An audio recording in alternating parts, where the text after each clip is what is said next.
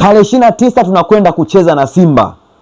Naomba niongee na viongozi wa Yanga na wachezaji wa Yanga.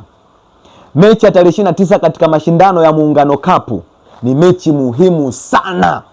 Ni mechi muhimu sana ambayo tutakwenda kucheza na watani wetu Simba. Na waomba viongozi wa Yanga popote pale mlipo, fanyeni kila linalowezekana hiyo mechi Simba tumshenyente, kwa sababu uwezo tunao na nguvu tunayo. Naomba viongozi wangu wa Yanga, nendeni mkaongee na wachezaji wa Yanga. Hiyo mechi kufa au kupona, inatakiwa Simba afungwe.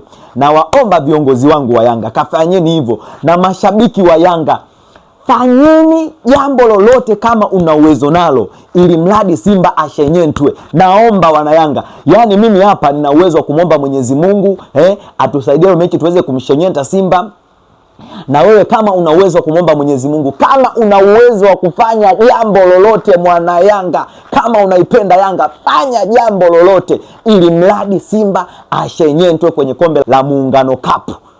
Na viongozi wa Yanga, fanyeni juu chini. GSM una mawe baba, wewe una hela. GSM una hela, Engineer una hela, Lafatiaji una hela.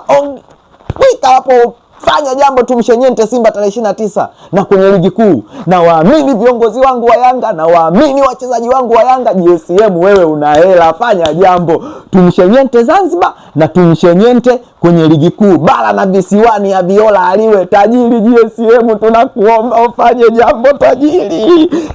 Engineer umenyoka baba, una uwezo nyinyi jamani.